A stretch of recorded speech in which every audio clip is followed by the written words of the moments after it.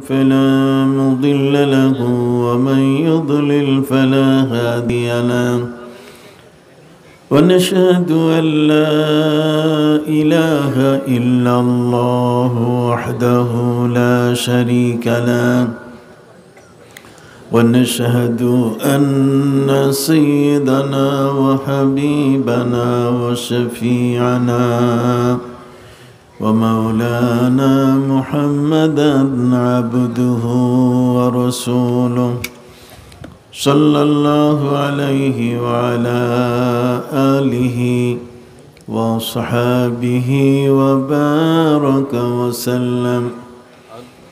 أما بعد فأعوذ بالله من الشيطان الرجيم.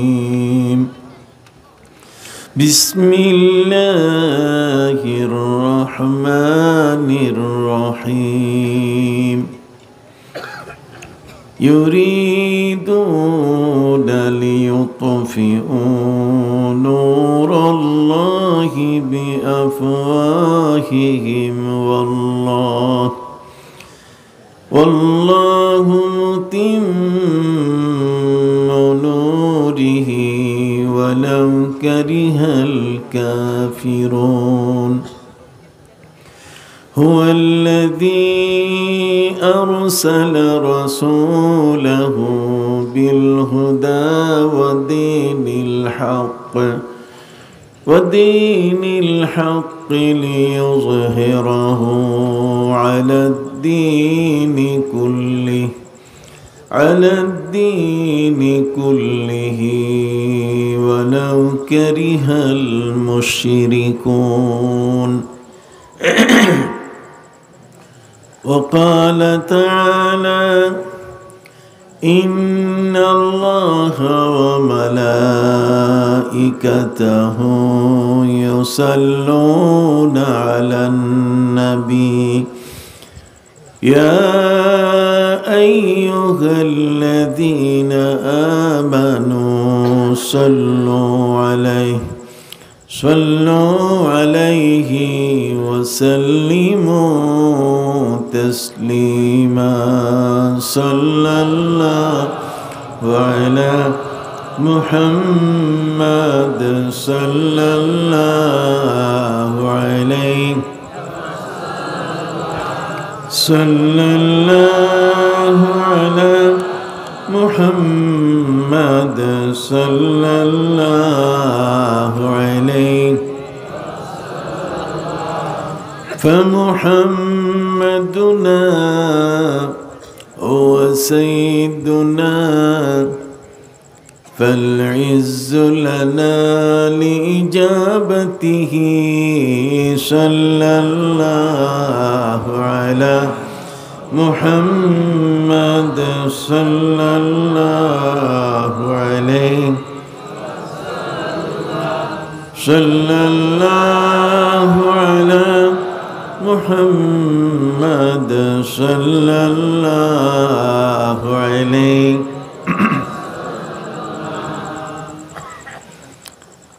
পটুয়াখালী মির্জাগঞ্জ সুবিদখালী খানকায়ে সালিহিয়া দিনিয়া মাদ্রাসা complex ময়দানে অনুষ্ঠিত সারসিনা দরবারের কুতুবুল আলম হযরত দাদা হুজুর কিবলা এবং মুজাদ্দিদে জামান পীরে মরহুম হযরত আবু জাফর মুহাম্মদ সালেহ রহমতুল্লাহ আলাইহি এই পীর দয়ের ইসালে সব উপলক্ষে আজকের এওয়াজ মাহফিলের শ্রদ্ধাভাজন সভাপতি আলহাজ হযরত মাওলানা মির্জা নুরুর রহমান বেগ এবং আজকের এই মাহফিলের যিনি তালিমে তরিকত যিনি আজকে এখানে উপস্থিত হয়েছেন চৈতা দরবার শরীফের পীর সাহেব আলহাজ হযরত মাওলানা মোহাম্মদ নূর খান সাহেব এবং আমার পূর্ববর্তী বক্তা সারসিনা দারুস সুন্নাত জামিয়া নেসারিয়া দিনিয়ার আরবি প্রভাষক লেকচারার আলহাজ হযরত মাওলানা মুফতি মোহাম্মদ মহিবুল্লাহ আল মাহমুদ এবং আজকের যার তত্ত্বাবধানে এই মাহফিলটি অনুষ্ঠিত হচ্ছে আলহাজ হযরত মাওলানা অধ্যক্ষ ডক্টর মোহাম্মদ আব্দুর রহমান সাহেব আজকে এখানে উপস্থিত রয়েছেন শ্রদ্ধাভাজন উপজেলা চেয়ারম্যান এবং উপজেলা চেয়ারম্যান পদপ্রার্থীবৃন্দ, ভাইস চেয়ারম্যান পদপ্রার্থী সহ আজকের এই মাহফিলের মঞ্চে বসা হযরত উলামা ইকরাম, অত্র এলাকার বিশিষ্ট গুণীজন, বিশেষ করে আজকের এই মাহফিলে যিনি আমাকে আমন্ত্রণ জানিয়ে নিয়ে এসছেন এই দিনে আমাদের শাহের ময়দানে, সারসিনা দরবার শরীফের একান্ত অনুরক্ত এবং একজন প্রতিদিনের দায়িত্বশীল ব্যক্তি জনাব স্যার নজরুল ইসলাম সাহেব,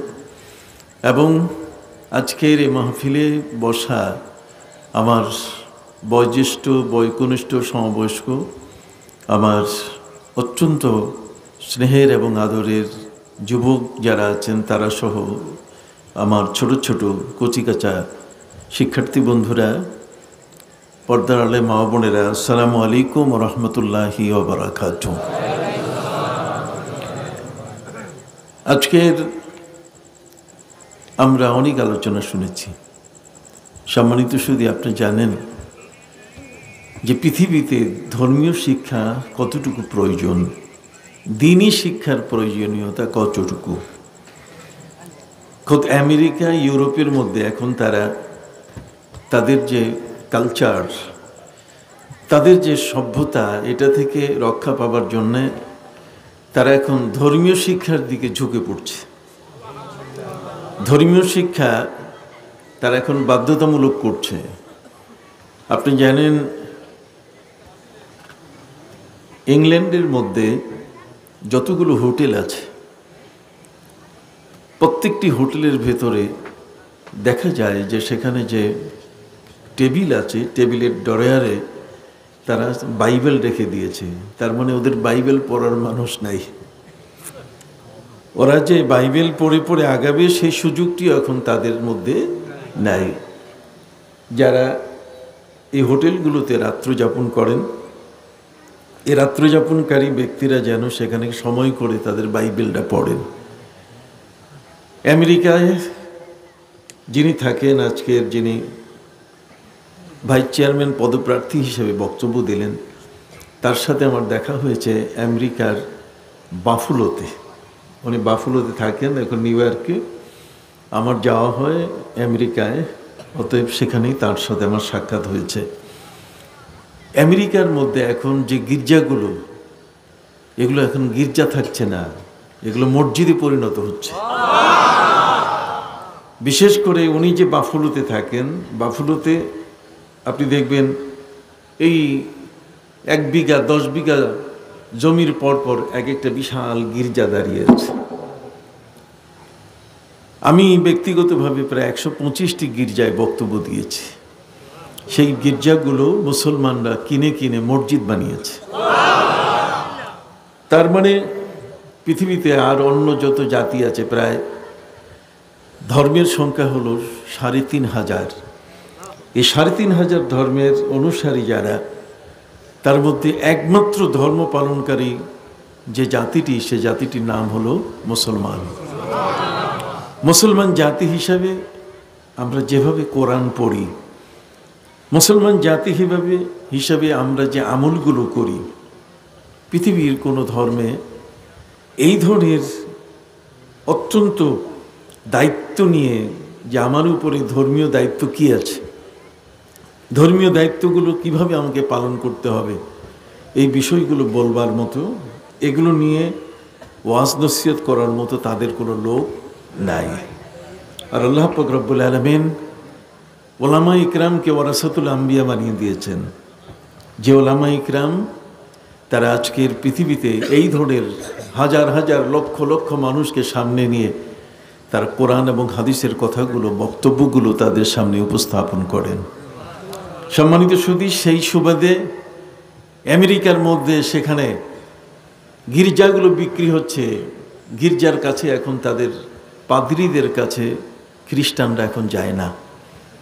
ফলে তাদের সন্তানরা ধর্মহীন হয়ে যাচ্ছে বিধায় তারা এখন গির্জাগুলোর পাশে এক একটা ফুটবল খেলার মাঠ তৈরি করতেছে, যাতে ফুটবল খেলা অবস্থায় তারা দেখে যে এই আমাদের গির্জা, এটা আমাদের উপাসনালয়।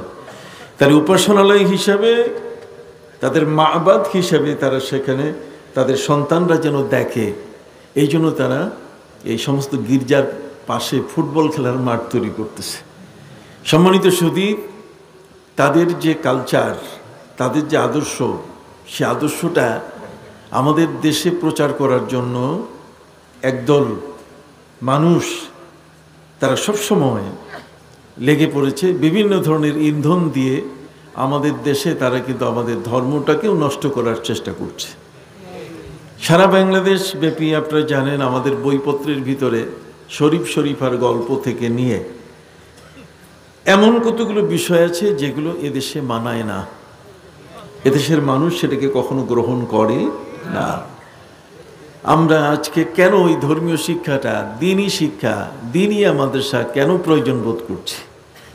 আমরা এই শিক্ষাটার প্রয়োজন বোধ করছি এ কারণে যে আমাদের ধর্মটা এটা বিলীন হওয়ার মতো কোনো ধর্ম নয়। এই ধর্মটাকে শেষ করার মতো ক্ষমতা পৃথিবীতে কারো নাই। এই ধর্মটিকে পবিত্র কোরআন মজিদে বলা হয়েছে যে এটা হলো আকাশের, অথবা এটা হলো এমন একটা লাইট, যে লাইটটা যদি ফু কেউ দেয় তাহলে সেটাকে কোনোদিন নেভানো সম্ভব নয়। এই যে কারেন্টের বাতিগুলো জ্বলছে, বিদ্যুতের বাতিগুলো জ্বলছে, এই বিদ্যুতের বাতিগুলোতে যদি আপনি ফু দেন তা নেভানো সম্ভব?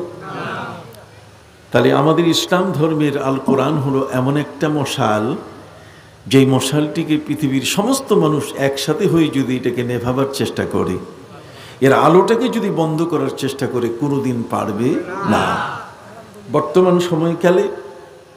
বর্তমান সময়কালে এত বেশি খ্রিস্টানরা মুসলমান হচ্ছে যেটা কল্পনা করা যায় না। যেমন দুটো ঘটনা আমি বলে তারপর আপনাদের সামনে আমি আমার আলোচনা পেশ করব। গত কয়েকদিন আগে বেশ কয়েকটি খ্রিস্টান পরিবার মুসলমান হলো। এই খ্রিস্টান পরিবার মুসলমান হওয়ার পেছনে কারণ হলো যে একজন খ্রিস্টান একজন মুসলমানকে দাওয়াত করেছে। তার বাড়িতে গিয়ে এই মুসলমান উপস্থিত হবেন এবং মুসলমানকে খ্রিস্টান আপ্যায়ন করবেন। এই যে আপ্যায়নের যে ব্যাপারটা, ইসলাম কিন্তু এটা অনুমোদন করেছে। আমাদের প্রিয় নবী সাল্লাল্লাহু আলাইহি সাল্লাম ইহুদিদের বাড়িতে তিনি দাওয়াত খেয়েছেন, কিন্তু সেই দাওয়াতটা ছিল এমনই যে নবী করিম সাল্লাল্লাহু আলাইহি সাল্লামের খাবারের মধ্যে তারা বিষ মাখিয়ে দিয়েছিল। কথা বুঝতে পারছেন? নবী করিম সাল্লাল্লাহু আলাইহি সাল্লাম তাদের দাওয়াতকে প্রত্যাখ্যান করেন নাই, নিব না এই কথা তিনি বলেন নাই। অতএব ইহুদি মহিলা, নবী বিদ্বেষী মানুষগুলো নবী করিম সাল্লাল্লাহু আলাইহি সাল্লামকে তাদের বাড়িতে আহ্বান করলে নবী করিম সাল্লাল্লাহু আলাইহি সাল্লাম তার স্বভাব সুলভ আচরণ, তিনি যে রহমতুল্লিল আলামিন দয়াল নবী, এই জন্য তিনি তাদের কাছে গিয়ে তাদের বাড়িতে তিনি তাদের আপ্যায়ন গ্রহণ করেছেন। এবং সেখানে একবার তিনি একটি কবর খনন করছিলেন। কবর খননের দায়িত্ব সাহাবায়ে কেরাম পালন করছেন। কবর খনন করতে গিয়ে বেশ সময় লেগেছে। নবী করিম সাল্লাল্লাহু আলাইহি সাল্লাম মুসলমানরা কিভাবে কবর খনন করবে, এটা কিভাবে হওয়া দরকার, এই বিষয়গুলো নবী করিম সাল্লাল্লাহু আলাইহি সাল্লাম তিনি সাহাবায়ে কেরামকে দেখাই দিচ্ছেন। প্রচণ্ড রৌদ্র তাপ, এই রৌদ্রের মধ্যে নবী করিম সাল্লাল্লাহু আলাইহি সাল্লাম সহ সাহাবায়ে কেরাম সবাই নাকাল হয়ে গেছেন। খুব বেশি তাদের মধ্যে সেই গরমের ভাব পড়ে গেছে। ওই মুহূর্তে পাশের একজন মহিলা এসে নবী করিম সাল্লাল্লাহু আলাইহি সাল্লামকে বলল যে আমরা তো আপনাকে দেখছি যে একটা কবর খনন করতে গিয়ে আপনি আপনার সাহাবীদেরকে এর মধ্যে কিছু শিক্ষাদান করছেন, তাতে যে সময়টা গেছে এখন সময় হয়েছে খাবারের। আমি আপনাদের জন্য খাবার পাক করেছি, আপনি দয়া করে আমাদের কাছে বাড়িতে আপ্যায়ন গ্রহণ করুন।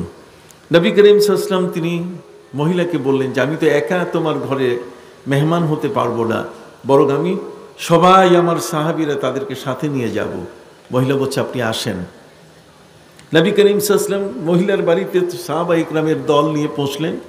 পৌঁছার পরে নবীজি সাল্লাল্লাহু আলাইহি সাল্লামের সামনে খাসির রান, এই খাসির রান তার সামনে উপস্থিত করা হলো, খাসির গোশত পাক করে উপস্থিত করা হলো।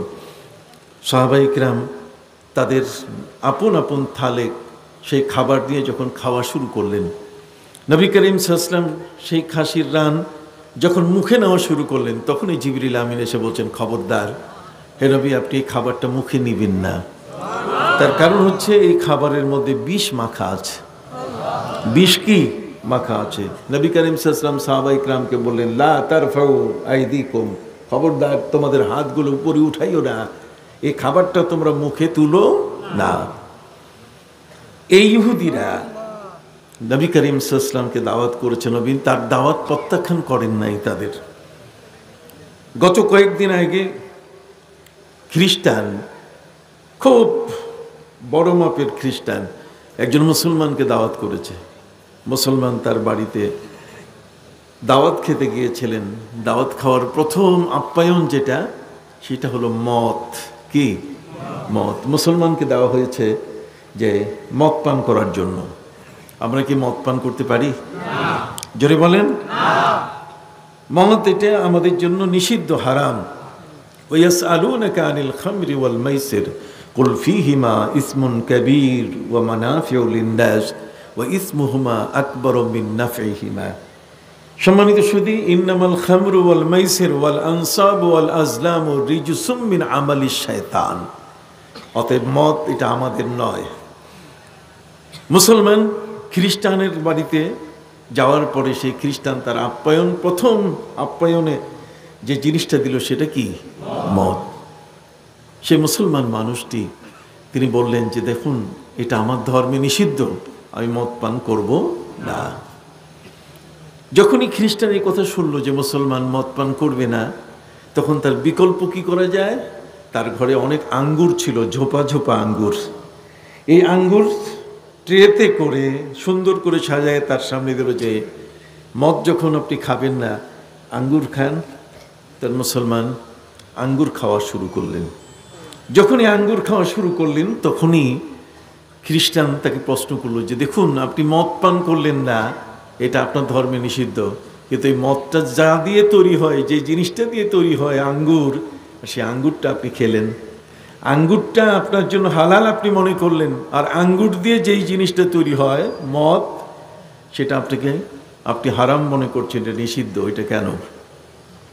সম্মানিত সুধী, এই আঙ্গুর দিয়েই কিন্তু তৈরি হয় কি? সবাই বলেন, মদ তৈরি হয়। তো কাজে মদ যেটা তৈরি হয়েছে, তৈরি হওয়া জিনিসটা নিষিদ্ধ, এটা হারাম। আর যেই জিনিসটা থেকে তৈরি হচ্ছে আঙ্গুর, সেটা হালাল। অতএব খ্রিস্টান মুসলমানের কাছে প্রশ্ন করলো যে এটা কেমন কথা, আপনার ধর্মের এটা কি নীতি? যেই আঙ্গুর থেকে মদ তৈরি হয়, সেই আঙ্গুরটা আপনি খাচ্ছেন, আর মদটা আপনি পান করছেন না, কারণটা কি? সম্মানিত সুধী, তখন তিনি বললেন যে আমি আপনার কাছে বিনয়ের সাথে বলতে চাই, আপনার স্ত্রী কি বেঁচে আছেন? কাহা, আমার স্ত্রী বেঁচে আছে।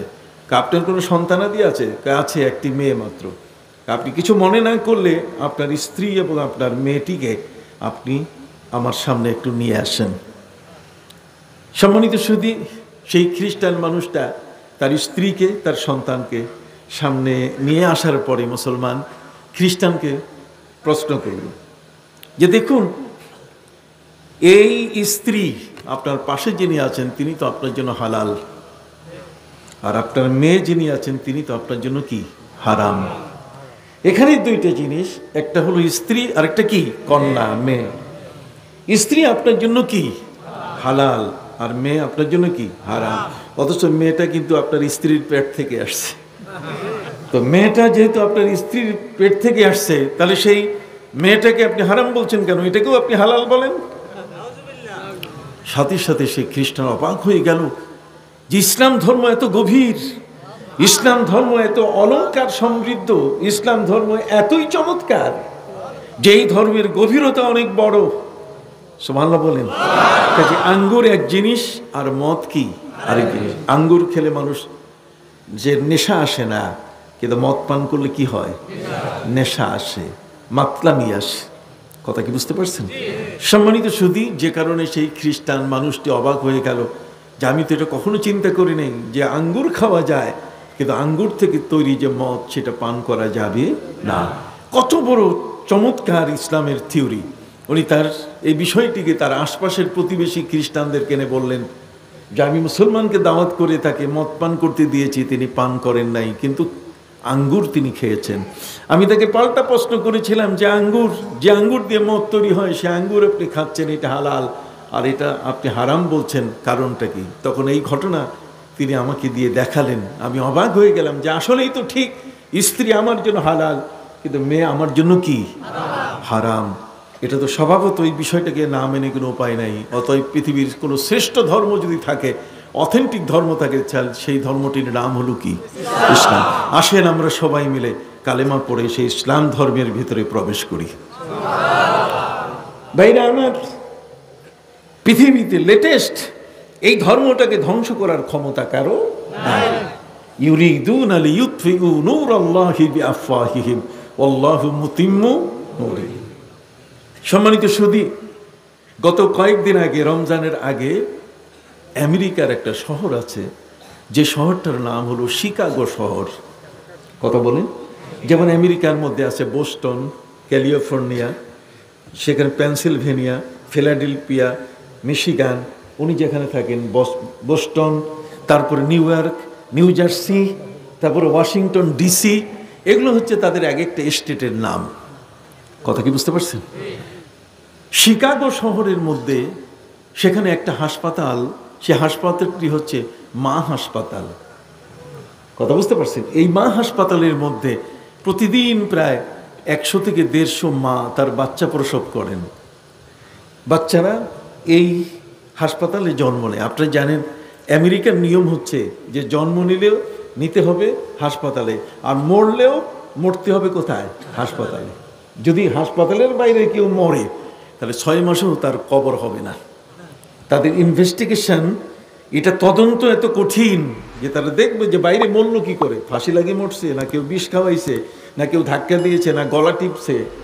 এগুলো সব একটার পরে একটা এই ইনভেস্টিগেশন করতে করতে এমন একটি অবস্থা হয় যে 6 মাসেও তার লাশ কি হয় না, দাফন হয় না। এই জন্য যখনই অসুস্থ হয় কেউ, তখনই সাথে সাথে তাকে হাসপাতালে নিতে হয়, নাহলে রশি দিয়ে বেঁধে তারা নিয়ে নেবে। কথা বুঝতে পারছেন? সম্মানিত শুধু শিকাগো শহরের মধ্যে এই মা হাসপাতালটিতে প্রতিদিন 1 থেকে 150 মা বাচ্চা প্রসব করেন, বাচ্চা জন্মদান করেন। এখন বাচ্চা জন্মদান করতে গিয়ে এই বাচ্চাগুলো কি করে বোঝা যাবে যে এই মায়ের এই বাচ্চা? সম্মানিত শুধু যখন মা ভর্তি হন তখন তার একটা নাম আছে। কথা বলেন না? একটা কি নাম আছে, কিন্তু পেটের বাচ্চা যে ভিতরে আছে তার কি কোনো নাম আছে? অতএব সেখানে নিয়ম হলো মা হাসপাতালের যে কোনো মায়ের গর্ভ থেকে যখনই বাচ্চাটা প্রসব হবে তখন এই মায়ের যে নামটা, ওই নামটা বাচ্চার পায়ের মধ্যে লিখে দেয়। মায়ের নামটা ওই শিশুটির, নবজাতকের পায়ে লিখে দেয়, যাতে করে এই নাম দিয়ে তার মাকে ডাকা যায়। শিকাগো শহরের মধ্যে সেদিন যে ঘটনাটি ঘটেছে, 2 জন মাই কেবলমাত্র সিরিয়ালে আসছে, আর কেউ ওই দিন বাচ্চা প্রসব করেন নাই। এই 2 মায়ের পক্ষ থেকে একজন তার গর্ভ থেকে জন্ম নিয়েছে একটি ছেলে, আরেকজনের গর্ভ থেকে জন্ম নিয়েছে একটি মেয়ে।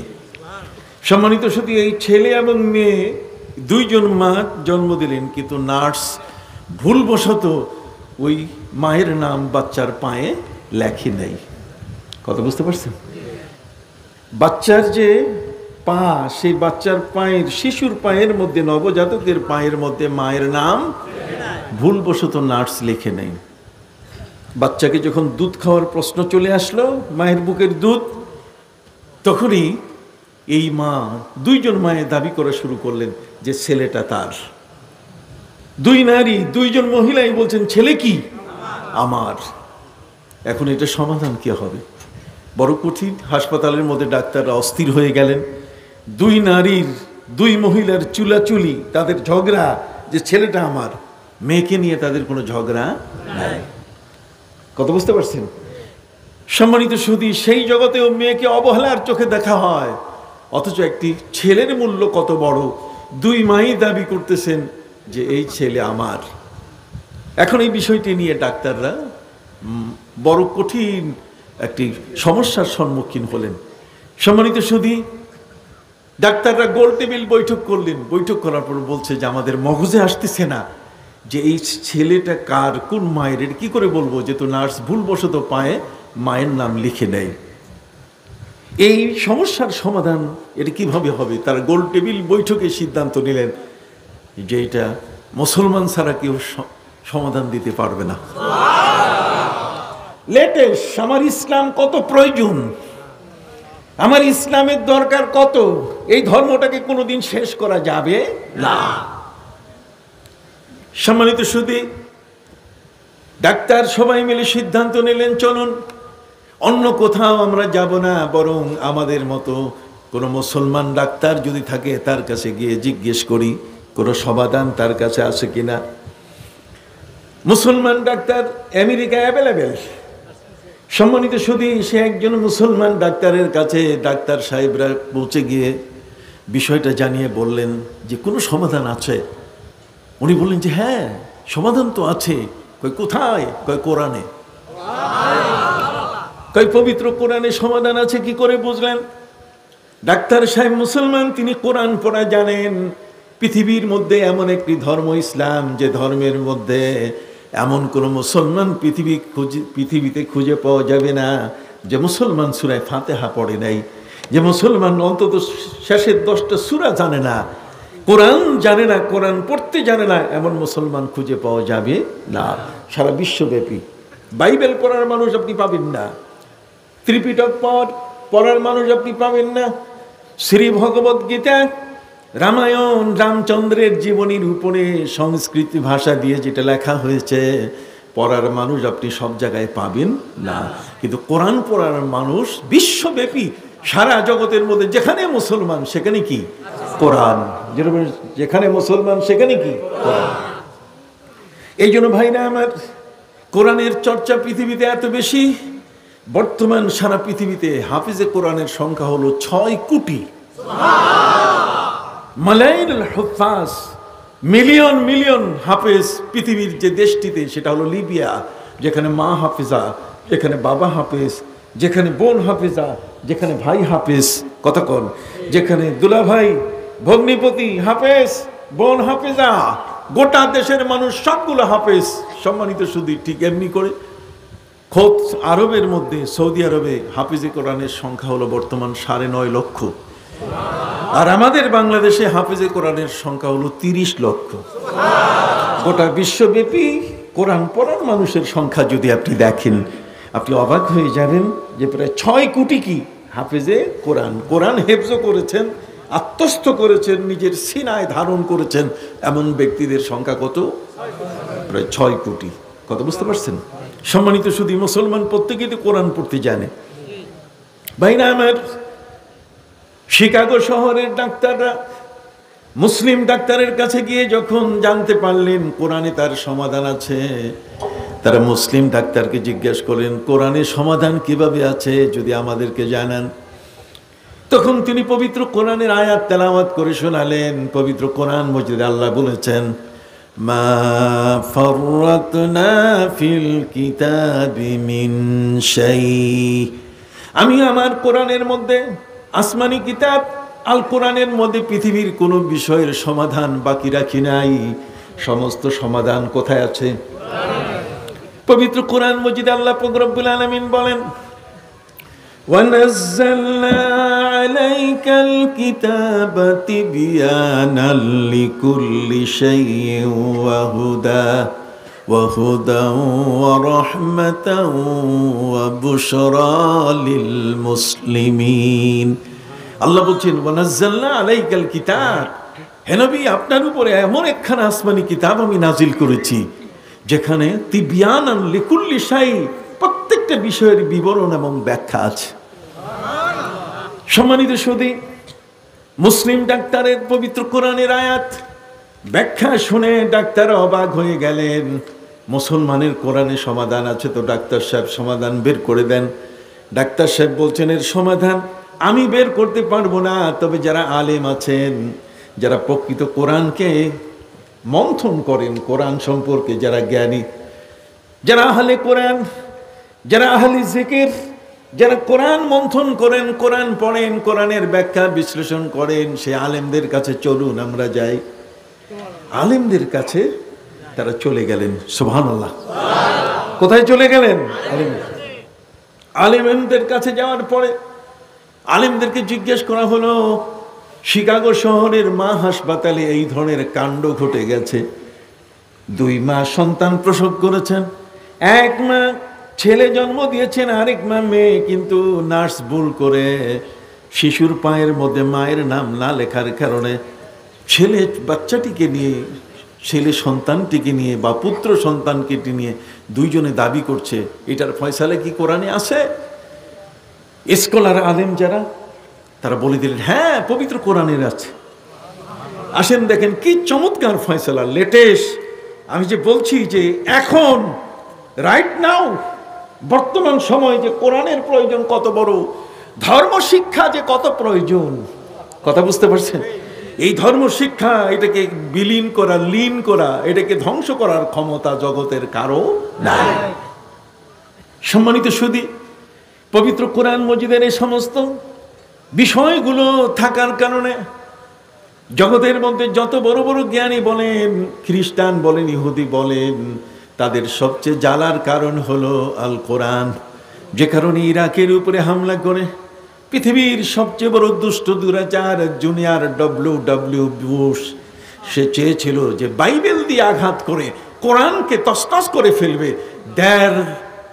১,৫০০ বছরের দীর্ঘ সময় পর্যন্ত ইরাকের মাটিতে তারা হামলা করেছে, কিন্তু কোরআনকে ধ্বংস করতে পারে না। কথা কি বুঝতে পারছেন? সম্মানিত সুধী বন্ধুরা আমার, মস্কোর জমিনে, রাশিয়ার মাটিতে কোনো মুসলমান সেখানে প্লেন থেকে যখন নিচে নামে, যখন তারা ল্যান্ড করে তাদের প্লেন, এরা যখন ইমিগ্রেশন করে, পুলিশি যাবতীয় তল্লাশি শেষ করে যখন তারা ওই দেশে প্রবেশ করে, তখন তাদের পাসপোর্টের নাম মোহাম্মদ অথবা ওমর অথবা কি আলী। পাসপোর্টের মধ্যে যখন নামগুলো দেখে, মোহাম্মদ, অমুক, আলী, ওমর, এটা দেখেই ওরা বুঝে যে এই শব্দগুলো হলো মুসলমানের নাম। অতএব সেই পাসপোর্টগুলো তারা আটকায় ফেলে। তারা বলে যে এখন ওদেরকে পাস দেওয়া যাবে না। পাসপোর্ট তার মানে পোর্ট থেকে পাস দেওয়া, কথা বুঝতে পারছেন? সেই জায়গা থেকে তারা যেন পাচিং করে যেতে পারে, সেই দেশে প্রবেশ করতে পারে, তারা এটা দেয় না। বরং তাদের লাগেজ ব্যাগেজ সবগুলো সামনে এনে এরপরে কুকুর দিয়ে তাদের পুরা বডি চেক করে, তাদের ব্যাগেজ লাগেজগুলোকে খুলে খুলে তন্ন তন্ন করে খুঁজে দেখে যে অন্য কিছু আছে কিনা। সম্মানিত সুধী, এই ইমিগ্রেশন অফিসার, পুলিশ, মস্কোর পুলিশগুলোকে জিজ্ঞেস করা হয় যে তোমরা এটা করো কেন? মোহাম্মদ, ওমর, আলী এই নামের মানুষগুলো তাদের পাসপোর্টগুলো আটক করে তাদের লাগেজ ব্যাগেজ, তাদের দেহ সবগুলো কুকুর দিয়ে তল্লাশি করো, কারণ কি? তারা বলে যে একটা কারণ, সেটা হলো যে এই দেশে যেন কোরআন প্রবেশ করতে না পারে। কোরআনের প্রবেশ বন্ধ করার জন্য তাদের এই আয়োজন।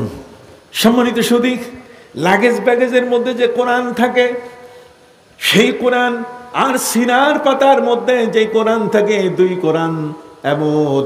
পৃথিবীর মধ্যে যদি কাগজের কোরআন, মুসলমান এটা বহন করার প্রয়োজন নাই, বরং আল্লাহ তাআলা এমন ক্ষমতা দিয়েছেন, লা তুহাররিক বিহি লিসানাকা লিতাআজালা বিহি ইন্না আলাইনা জামআহু ওয়া কুরআনাহু ফাইযা ক্বারানাহু ফাত্তাবি' কুরআনাহু সুম্মা ইন্না আলাইনা বায়ানাহু। আমার নবীজি সাল্লাল্লাহু আলাইহি ওয়াসাল্লাম সূরা তওবার বিশাল একটা অংশ ভুলে গেলেন। সূরা বাকারা যেমন লম্বা ছিল, সূরা তওবাও ঠিক এমনি করে বড় লম্বা সূরা ছিল। নবী করিম সাল্লাল্লাহু আলাইহি ওয়াসাল্লাম এই সূরাটি পড়তে গিয়ে তার বিশাল অংশ তিনি ভুলে গেলেন। বিশাল অংশ তার সিনার মধ্যে নাই, তেলাওয়াত করতে গিয়ে অল্প সময় শেষ হয়ে যায়। তিনি চিন্তিত হয়ে পড়লেন যে আল্লাহ পাক রব্বুল আলামিন আমাকে আল আমিন বলে তিনি আমাকে স্বীকৃতি দিয়েছেন।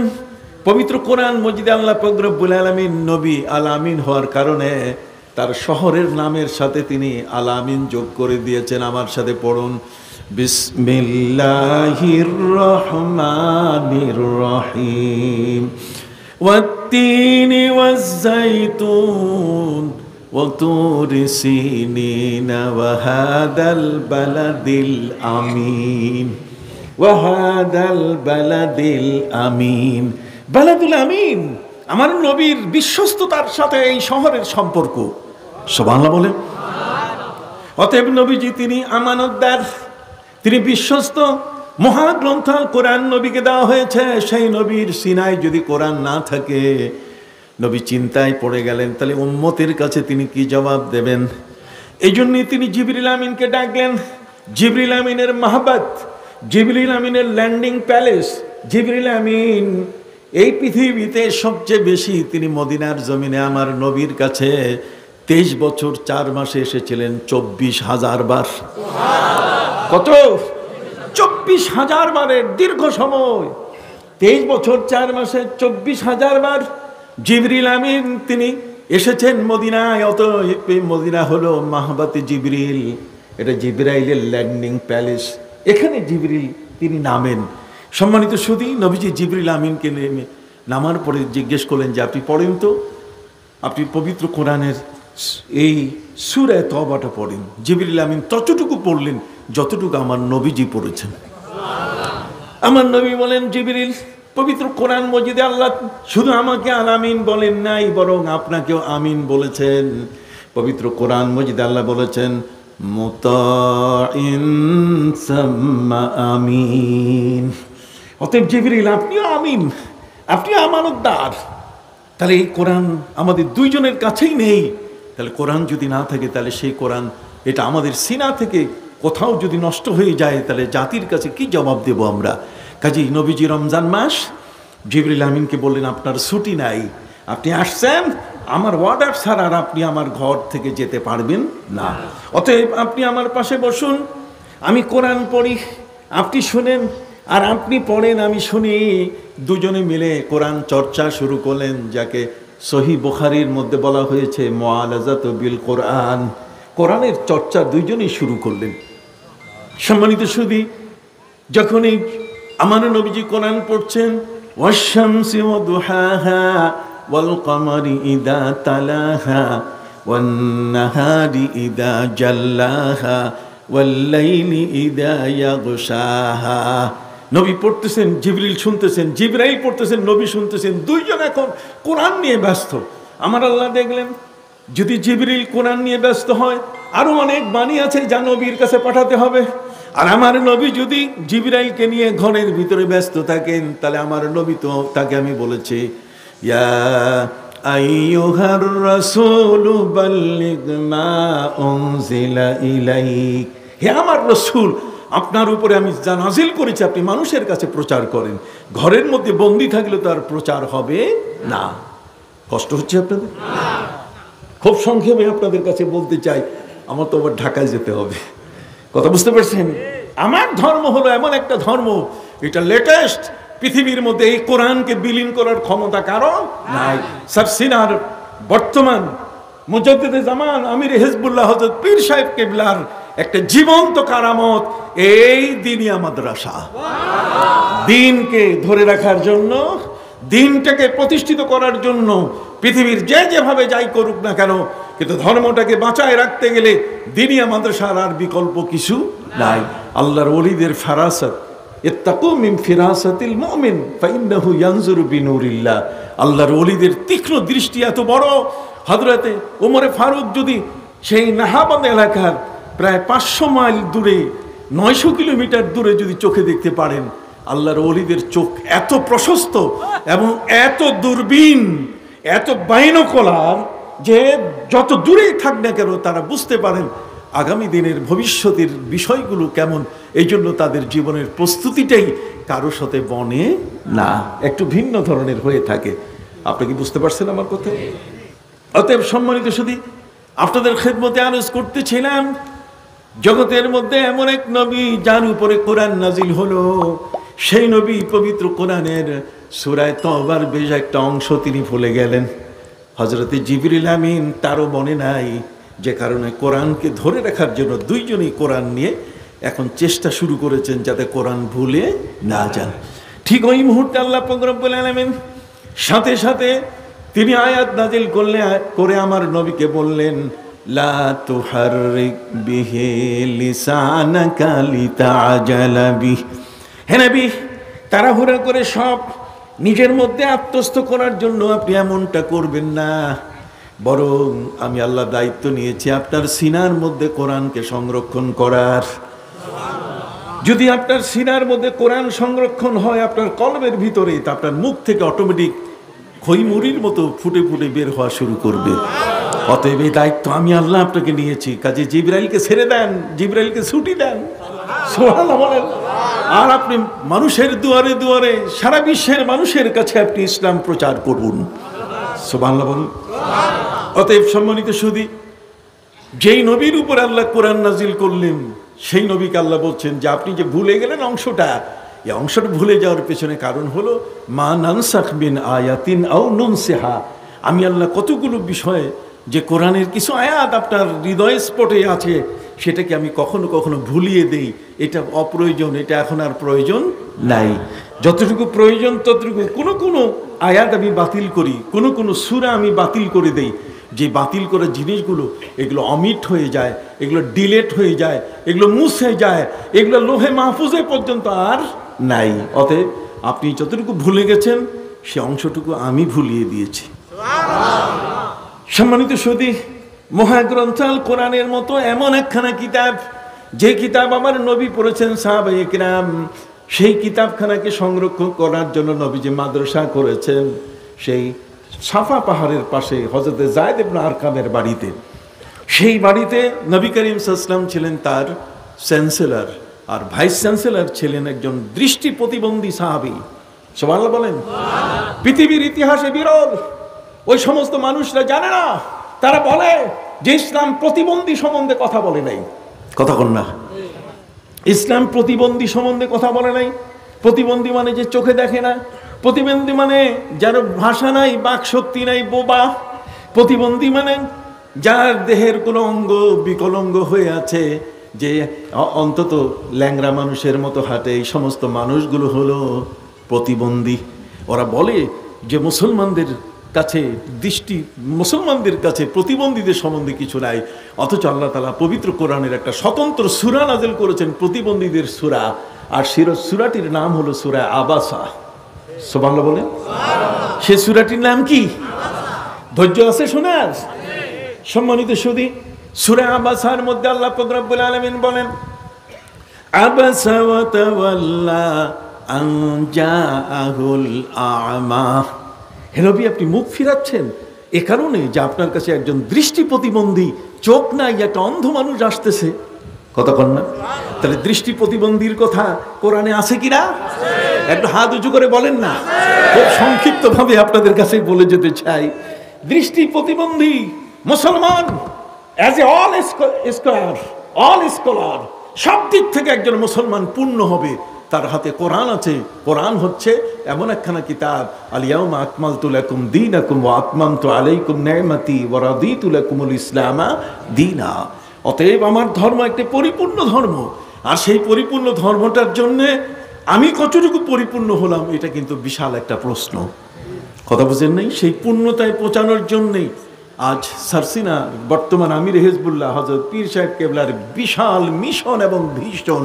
শুধু তাই নয়, বরং আমি যে থিসিস লিখেছি, আমার ডক্টরেটের, আমার এমফিলের যে থিসিস লিখেছি, সেখানে দিনিয়া মাদ্রাসার ইতিহাস আমি তুলে এনেছি, যেটা অনেক পুরাতন একটি ইতিহাস। যখন দাদা হুজুর কিবলা হযরতে শাহ সুফি নিসারউদ্দিন আহমদ রহমতুল্লাহি আলাইহি তিনি অনুভব করেছিলেন যে অন্তত পক্ষে এই দর্শে হাদিসের খেদমতটা এটা যেন এই আলিয়া ছাড়াও দিনিয়া মাদ্রাসা হিসাবে সেটা প্রচলিত হয়। আপনারা জানেন এখানে তালতলি আছে কিনা? তালতলির মৌলানা আব্দুল কাদের সাহেব তিনি ছিলেন ওই মজলিসে। আমি তার নামও লিখেছি আমার সেই থিসিসে, অভিসন্দর্ভে আমার সেই এমফিল এবং পিএইচডি থিসিসের মধ্যে আমি তথ্য দিয়েছি।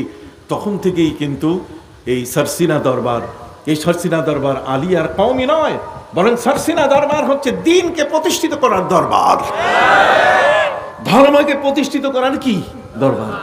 অতএব ধর্ম প্রতিষ্ঠিত করার যে দরবারটি, সেই দরবারের আমির সম্পর্কে আমির হিজবুল্লাহ হযরত পীর সাহেব কেবলার বর্তমান যুগোপযোগী পদক্ষেপ। কথা কন না? আর সেটা হলো কি? দিনিয়া মাদ্রাসা। সে বিষয়টির উপরে আপনাদের কাছে বলতে চাই যে আমাদের দিন হলো এমন একটি বিষয় যে এই দিনটাকে ধরে রাখতে হবে, এটাকে কোনো অবস্থাতেই বিলীন হতে দেওয়া যাবে না। এবং বর্তমান সময়কালে এই ধর্মটি বিলীন করার হাজারো চেষ্টা করা হোক, তারপরও কিন্তু এটা শেষ করা যাবে না। তার কারণ হলো শিকাগো শহরের সেই ডাক্তাররা যখন একজন মুসলিম ডাক্তারকে নিয়ে আলেমদের কাছে গেলেন, যেটার সমাধান কি হবে, যে দুই মায়ে একটি ছেলেকে নিয়ে ঝগড়া করছে, কতক্ষণ না, একটি ছেলের মা হওয়ার জন্য দুইজন মাই কি করছেন, ঝগড়া করছেন। অতএব সেই ঝগড়াটির সমাধান কোথায়? আলেমরা বললেন এর সমাধান আছে কোথায়? কোরআনে। আসেন, সারা জীবন ভর কোরআনের এই আয়াতটা আমরা ব্যবহার করছি। আলেমরা কিভাবে ব্যবহার করতেছে, আলেমদের ব্যবহার করার স্টাইল দেখেন। এটা কি ওই দুষ্ট দুরাচার যারা বলছে যে নবীজি 40 বছরের আগে তিনি নবী ছিলেন না? ওই দুষ্ট দুরাচার যারা বলছে যে কোনো বেতের পড়ার প্রয়োজন নেই? আমরা কি সেই মানুষ নাকি যারা আমাদেরকে বলে থাকে, আমাদের সমাজকে বুঝাবার চেষ্টা করে যে তারাবির নামাজ 20 রাকাত নয় 8 রাকাত, মাগরিবের এই যে 3 রাকাতের মতো বেতের 3 রাকাত নয়, বরং 1 রাকাত বেতের যারা বলে। আজ এই সমস্ত ভণ্ড, এই সমস্ত দুষ্ট দুরাচার আমাদের দেশে আল্লাহর ওলিদের চাষ করা জমিনে তারা আজকে বীজ বপন করছে। আমরা তাদেরকে ফসল তুলতে দিব না, কোনদিন আমরা তাদেরকে ফসল তুলতে দেব না। সম্মানিত কোনদিন দেব না।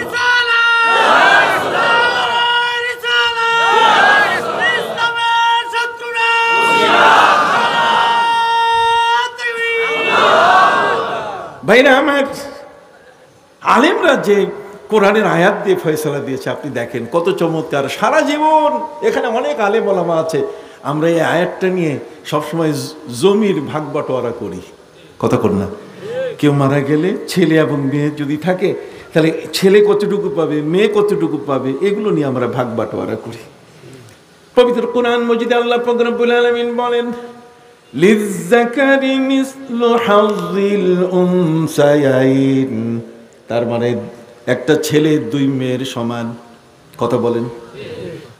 আলেমরা সেদিন শিকাগো শহরের মা হাসপাতালের ডাক্তারদের সামনে তারা এই আয়াত দিয়ে তারা দলিল পেশ করলেন। তারা বলছেন এখানে আল্লাহ বলে দিয়েছেন লিযযাকারি মিসলু হাযযিল উনসায়াইন, তার মানে 2 জন মেয়ের যতটুকু ওয়েট তার চেয়ে একজন ছেলের ওয়েট বেশি, অর্থাৎ 2 মেয়ের সমান একটা ছেলে। অতএব আলেমরা বললেন একটা মেয়ে, সেই তুলনায় একটা ছেলের মধ্যে 2টা মেয়ের শক্তি তার ভিতরে এই ধরনের ওয়েট আছে। তাহলে এর দ্বারা কি বুঝাচ্ছেন? তখন আলেমরা সমাধান দিলেন যে যান, এই 2 জন মায়ের বুকের দুধ 2টা পাত্রের মধ্যে রাখেন। 2 মায়ের বুকের দুধ যেটা শিশুকে পান করায় অমীয় সুদা, আমরাও আমাদের জীবনে মায়ের বুকের দুধ পান করে আমরা বড় হয়েছি। পবিত্র কোরআন মজিদে আল্লাহ বলে দিয়েছেন ওয়াল ওয়ালিদাতু ইউরদি'না আওলাদাহুন্না হাওলাইনি কামিলাইন। তার মানে কোন শিশু যখন জন্মগ্রহণ করে, সেই শিশু জন্মগ্রহণ করার সাথে সাথে মায়ের বুকের দুধ তার জন্য হালাল হয়ে যায়। আমার আল্লাহ বলেন 2 বছর পর্যন্ত সেই শিশু মায়ের বুকের দুধ পান করার অধিকার রাখে। এ কারণে হযরত উমর ফারুক রাদিয়াল্লাহু তাআলা আনহু পৃথিবীর মধ্যে তিনি 31 লক্ষ বর্গ মাইলের শাসক ছিলেন, যার সম্পর্কে বলা হয় জগতের মধ্যে তিনি অর্ধেক পৃথিবীর শাসনকর্তা ছিলেন। হযরত উমর ফারুক রাদিয়াল্লাহু তাআলা আনহু তিনি তার জীবনে 10 বছর 6 মাস তিনি দেশ পরিচালনা করেছেন। সেই উমর রাদিয়াল্লাহু তাআলা আনহু তিনি জানতে পারলেন যে মদিনার উপকণ্ঠে 70 জন মানুষের একটি কাফেলা এসছে। এই 70 জন মানুষের কাফেলা এখানে আসার পরে তারা তাঁবু টাঙ্গিয়ে রাত্র যাপন করছে। হযরত উমর ফারুক রাদিয়াল্লাহু তাআলা আনহু জানার সাথে সাথে তিনি ওই মুহূর্তে তার মন্ত্রী প্রধান হযরত আব্দুর রহমান ইবনে আওফ রাদিয়াল্লাহু তাআলা কে ডাকলেন, আব্দুর রহমান তুমি আসো। হযরত আব্দুর রহমান ওমর ফারুকের সামনে আসার সাথে সাথে তিনি তার হাতে একটা লম্বা লাঠি দিয়ে দিলেন, তুমি এই লাঠিটা হাতে নাও। হযরত আব্দুর রহমান তিনি ওমর ফারুককে জিজ্ঞাসা করলেন, হুজুর ওমর এই লাঠি কেন দিচ্ছেন? যুদ্ধের দামামা কি বেজে গেছে? যুদ্ধের জন্য কি আমামা বাঁধতে হবে? যুদ্ধের জন্য কি মাথায় পাগড়ি বাঁধতে হবে? লাঠি হাতে নিবে, আপনি কি যুদ্ধের কিছু মনে করছেন? উনি বলছেন, না, যুদ্ধের কিছু মনে করছি না, আমিও লাঠি নিয়েছি, তোমার মতো একটা লম্বা লাঠি। চলো দুইজনে মিলে আমরা যাব মদিনার উপকণ্ঠে। 70 জন মানুষের একটি কাফেলা, সেখানে তারা তাঁবু টাঙ্গিয়ে রাত্র যাপন করছে। চলো, আমি রাষ্ট্রপ্রধান অথবা আমার থানা অথবা আমার এই ধরনের যে সমস্ত প্রশাসনিক কেন্দ্র আছে, এই 70 জন বিদেশে বিভূয়ে মানুষ, তারা আমাদের কাছে রাত্র যাপন করার কারণে নিরাপত্তা চায় নাই। কাজে আমি ওমর যখন শুনেছি তখন আমার দায়িত্ব হয়েছে, চলো তুমি আর আমি দুজনে মিলে তাদের পাহারা দেই। হযরত উমর ফারুক রাদিয়াল্লাহু তাআলা আনহু আব্দুর রহমান ইবনে আউফকে ডেকে নিয়ে চলে গেলেন মদিনার উপকণ্ঠে। তাঁবু টাঙ্গিয়ে যারা রাত্র ঘুমাচ্ছে, কেউ জানে না সেখান আবাল বৃদ্ধ বনিতা, সেখানে যুবতী নারী আছে, সেখানে বৃদ্ধ, ঠিক অনুরূপভাবে সেখানে বৃদ্ধ মানুষ, সেখানে নারীর অবস্থান। ওরা নাক টেনে ঘুমাচ্ছে, অথচ হযরত উমর ফারুক তাদের পাহারা দেওয়ার জন্য আসলেন, এদের কোনো খবর নাই। হযরত উমর রাদিয়াল্লাহু তাআলা আনহু তিনি আব্দুর রহমান ইবনে আউফকে বললেন, তুমি ওই পাশে যাও, লাঠি নিয়ে দাঁড়াও, আর আমি এই পাশে, দুইজনে মিলে দুই পাশে থেকে আমরা এটা মেকআপ দিব, যাতে করে এদের ভিতরে, এদের তাঁবুর ভিতরে যেন কোনো লোক প্রবেশ করতে না পারে। সম্মানিত সুধী, রাত্র যখন 1টা বাজে, একটি তাঁবু থেকে শিশুর কান্না চলে আসলো। শিশু কোয়া কোয়া করে কাঁদছে। শিশুর কান্না শুনে হযরত ওমর তিনি আব্দুর রহমান ইবনে আউফকে বললেন, আব্দুর রহমান তুমি তাড়াতাড়ি আসো। হযরত আব্দুর রহমান ইবনে আউফ ওমরে ফারুক রাদিয়াল্লাহু তাআলা আনহুর কাছে এসে তিনি বললেন, হুজুর কি কিছু করতে হবে কিনা? উনি বলছেন, শিশুর কান্না তোমার কানে আসে কিনা? হ্যাঁ আসে। চলো তাহলে শিশুর কান্নাটা বন্ধ করি। হযরত আব্দুর রহমান ইবনে আউফ রাদিয়াল্লাহু তাআলা বলছেন, হুজুর ওমর, আপনি রাষ্ট্রের শাসক, কোন শিশু যদি রাতের গভীরে মায়ের ঘরে, মায়ের কোলে, যদি মায়ের বিছানায় কোনো শিশু যদি কান্না শুরু করে, তাহলে সেই কান্না থামাবার দায়িত্ব হলো মায়ের, আপনি ওমরের নয়। হযরত উমর বলে দিলেন, এ সমস্ত বাচনিক কথা ছেড়ে দাও, আমি তোমাকে যা বলছি, চলো তুমি আমার সাথে ওই শিশুটির কান্না বন্ধ করি। সম্মানিত সুধী, তাঁবুর কাছে গিয়ে হযরত উমর রাদিয়াল্লাহু তাআলা আনহু তিনি এবার মাকে ডাকা শুরু করলেন, রে মা, তোমার শিশুটি কান্নাকাটি করছে, তোমার শিশুটিকে বুকে টেনে নাও। সম্মানিত সুধী, এই শিশুটিকে মা জেগে উঠে বুকে টেনে নিলেন, কান্না বন্ধ হয়ে গেল। হযরত উমর তিনি বললেন আব্দুর রহমানকে, তুমি আগের জায়গায় যাও, আর আমি আমার জায়গায় পাহারা দিই। পাহারাদারি শুরু হয়ে গেল। রাত্র যখন 3টা, আবার শিশু কোয়া কোয়া করে কেঁদে উঠল। হযরত উমরে ফারুক বলেন, আব্দুর রহমান আসো, চলো মায়ের এই তাঁবুর ভিতরে শিশুর কান্না বন্ধ করি। হযরত আব্দুর রহমান ইবনে আউফ তিনি বললেন, ওমর, হযরত উমর, এই দায়িত্ব আপনার, আমার নয়। হযরত উমর বলছেন, বাদ দাও তুমি নীতি কথা, এটা আমার দায়িত্ব। ওই শিশুটি কেন কেঁদে উঠেছে, যদি আমি উমর তার কান্না বন্ধ করতে না যাই, তাহলে কিয়ামতের ময়দানে যদি আল্লাহর আদালতে সেই শিশুটি নালিশ করে যে আমি কেঁদে উঠেছিলাম, উমরের কানে আমার আওয়াজ পড়ছে, কিন্তু তার কোনো বিহিত ব্যবস্থা নাই। অতএব সেদিন আমার নন বেলেবল কেস হবে। নন বেলেবল বোঝেন? জামিন হবে না। সেদিন নন বেলেবল কেস হবে, জামিন হবে না।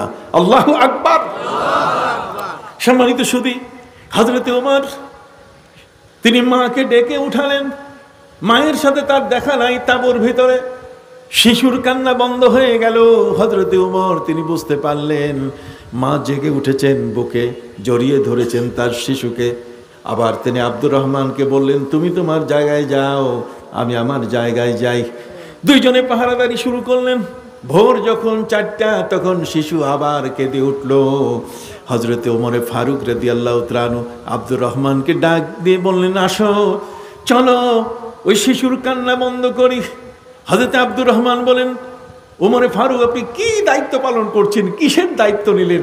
শিশু বাচ্চা বারবার কাঁদছে, আর আপনি সেই তাঁবুতে শিশুর কান্না বন্ধ করতে যাচ্ছেন। উনি বলছেন, এখন আর শিশুর কান্না বন্ধ করব না, এখন মাকে শাসাইয়া আসবো। হযরত ওমর আব্দুর রহমান ইবনে আবকে সাথে নিয়ে তিনি মায়ের তাঁবুর কাছে গিয়ে তিনি বললেন, রে মা, তোমার এই সন্তান গর্ভে নেওয়া উচিত হয় নাই। তুমি সন্তান কেঁদে উঠলে তাকে তুমি সান্ত্বনা দিতে পারো না, তার কান্না বন্ধ করতে পারো না। অতএব মা, এই শিশুটি তোমার গর্ভে নেওয়া ঠিক হয় নাই, তোমার জন্ম দেওয়া ঠিক হয় নাই। মা ঘুম থেকে জেগে উঠে তাঁবুর ভিতর থেকে ধমক দেওয়া শুরু করলেন, কে তুমি?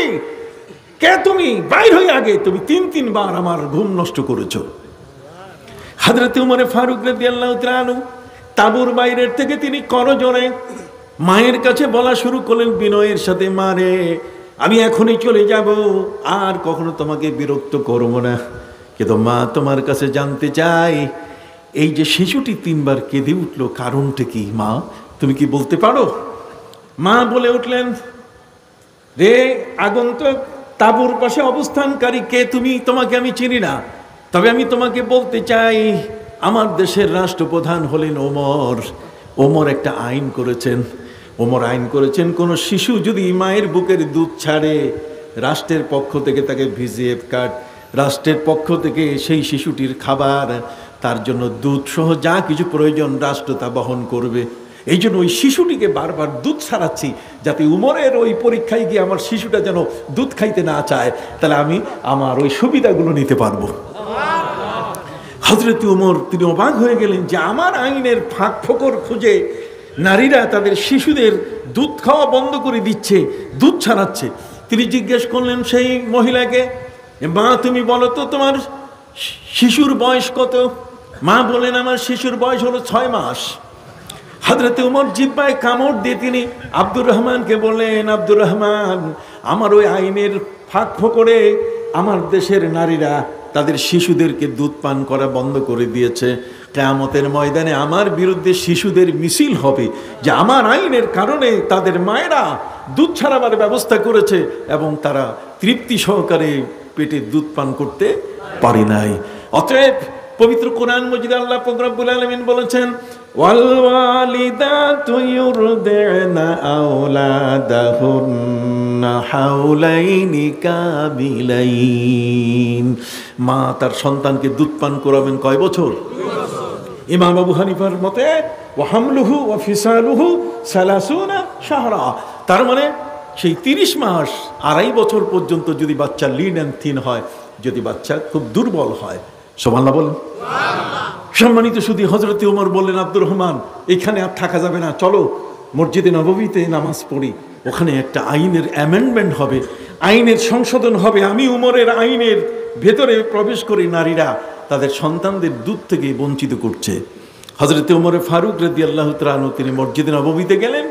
মসজিদে নববীতে গিয়ে তিনি মুসল্লিদের বসালেন যে আমি একটা আইনের সংশোধন দিব। হযরত ওমরের পার্লামেন্ট ছিল মসজিদ। সুবহানাল্লাহ বলেন। মুসলমানের পার্লামেন্ট কি? মসজিদ। মসজিদে যারা ফজরের নামাজ পড়ে তারাই পার্লামেন্টারিয়ান, তারাই আসল সংসদ সদস্য। কথা বলেন না? আমি বাইরে যাচ্ছি না, সংক্ষেপে আপনাদের কাছে আমার মূল কথাটা উপস্থাপন করতে চাচ্ছি। কেন দিন প্রয়োজন, ধর্মটা দরকার কেন, এই দিনিয়া মাদ্রাসা কেন প্রয়োজন, সেই বিষয়টাকে আমি ছোট করে বলছি। আপনাদের কাছে টাকা চাইলেন, মৌলানা সাহেব আপনারা 100 বস্তা সিমেন্ট দিলেন না, কথা কর না, 100 বস্তা সিমেন্ট দেন নাই, আপনারা একেবারে নিচে বেচারা 10,000 পর্যন্ত আসলো, তখন আপনার মুখ খুলছেন কেন? ভাই, দিনিয়া মাদ্রাসা এটা এমন একটা প্রতিষ্ঠান, ধর্মকে বাঁচায় রাখার প্রতিষ্ঠান। জোরে বলেন। বাতিলটা এমন ভাবে জেকে বসেছে, বাতিলটা এমন ভাবে আমাদের উপরে এসে বসেছে, এই বাতিলের হাত থেকে বাঁচতে গেলে দিনিয়া মাদ্রাসা এখন প্রতিটি ঘরে ঘরে দরকার, প্রতিটি এলাকায় দরকার, প্রতিটি উপজেলায় দরকার, প্রতিটি জেলায় দরকার। কথা বুঝতে পারছেন? যাই হোক, আমি আপনাদের খেদমতে বলতেছিলাম, মায়ের বুকের দুধ সন্তান পাবে কতদিন? 2 বছর। হযরত ওমর ফারুক রাদিয়াল্লাহু তাআলা আনহু তিনি ফজরের সময় আইন পাশ করলেন। ফজরের সেই মসজিদে নববীতে বসে নামাজ শেষ করে তিনি আইন পাশ করলেন, শুনুন, আমি ওমর ঘোষণা করলাম, কোনো শিশু মায়ের বুকের দুধ ছাড়ুক আর নাই ছাড়ুক, জন্ম নেওয়ার সাথে সাথে রাষ্ট্র তার দায়িত্ব বহন করবে। এটাই এখন আমেরিকায় চলতেছে। কতক্ষণ না? ওই যে আমার আমেরিকান ভাই গেল কই, চলে গেছে বোধহয়, আরেকখানে বক্তৃতা আছে, কি বলেন ঠিক কিনা? যাই হোক, বেচারা ভালো মানুষ, আমার সাথে দেখা হয়েছে, কথা বুঝতে পারছেন? বাফলোতে আমার সাথে দেখা হয়েছে, একটা ঠান্ডা জায়গায়, নায়াগ্রা ফলস, তার মানে যেখানে উপর থেকে ওই পানি পড়তেছে, কথা বুঝতে, অনেক নিচে একটা আজগবি দেশ, কথা বুঝতে পারছেন? এই ইতিহাস ভিন্ন কোনো এক সময় যদি আমার সময় নিয়ে আমি আসতে পারি, আপনাদের কাছে আমার অভিজ্ঞতা শেয়ার করব যে বিশ্বের কোথায় কি হচ্ছে। সম্মানিত সুধী, দুই মা ঝগড়া করছে একটি ছেলে বাচ্চাকে নিয়ে, ঠিক কি না? অথচ এই দুই মা ঝগড়া করছে, সেই দুই মায়ের ঝগড়াটা বন্ধ করার জন্য আলেমরা তারা বললেন কোরআনের আয়াত থেকে যে লিজ্জাকারি মিসলু হাজ্জিল উনসায়াইন, একটা ছেলের যে ওয়েট, তার যে ভারত্ব, কথা বুঝতে পারছেন? একটা ছেলের যে ওয়েট, সেই ওয়েটটা কিন্তু দুইটা মেয়ের কি সমান। অতএব একটা মেয়ের ওয়েটের দ্বিগুণ ওয়েট হচ্ছে একটা কি ছেলের। এই জন্য আলিমরা ফতোয়া দিলেন যে দুই মায়ের বুকের দুধ একটা কাপের মধ্যে আনা হোক, নেওয়া হোক, এবং সেটাকে ওজন করা হোক। যেই দুধটার ওজন বেশি হবে, এই ছেলেটার মা তিনি হবেন। ফয়সালা দেওয়া হলো কোত্থেকে? জোরে বলেন কোত্থেকে? ডাক্তাররা মেধাবী মানুষ, অঙ্কে পাকা, কতক্ষণ না, এরা অঙ্কে কি পাকা। ম্যাথে যদি ভালো নম্বর না আসে তাহলে ডাক্তার হয় না, ডাক্তারি এই শিক্ষায় তারা যেতে পারেন না।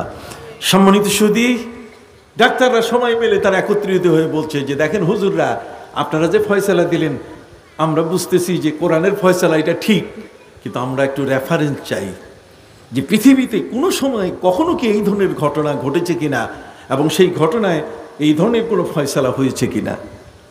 তখন আলেম সম্প্রদায় তারা বললেন, হ্যাঁ, এটা আজকের নতুন ফয়সালা নয়, এমন একটি ঘটনা ঘটেছিল হযরতে আলী রাদিয়াল্লাহু তাআলার শাসনামলে।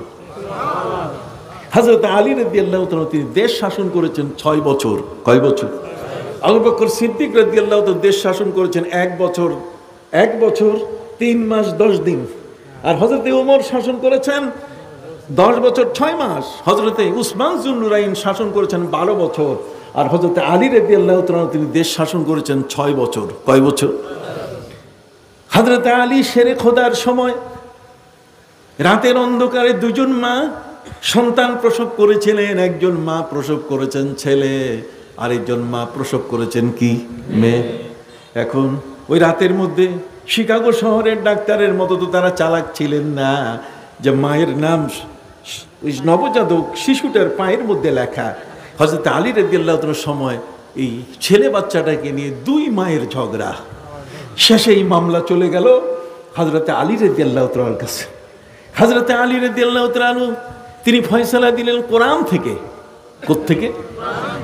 কোরআন থেকে যে ফয়সালা দিলেন, কি চমৎকার! শিকাগো শহরের আলেমরা যে ফয়সালা দিয়েছেন তার চেয়ে ভিন্ন ফয়সালা দিয়েছেন হযরতে আলী রাদিয়াল্লাহু তাআলা, ভিন্ন আয়াত থেকে। আর সে আয়াত হলো পবিত্র কোরআন মজিদ। আল্লাহ কি বলছেন শুনুন। আল্লাহ পাক রব্বুল আলামিন বলেন, ওয়াস্তাশহিদু শাহিদাইনি মির রিজালিকুম ফাইল্লাম ইয়াকুনা রাজুলাইনি। যদি কোনো তালাক অথবা কোনো বিবাহের ক্ষেত্রে যদি তোমরা বিবাহ কাজ অথবা তালাকের মতো কোনো কাজ যদি ঘটে, তাহলে সেখানে সাক্ষী হবে কয়জন? দুইজন।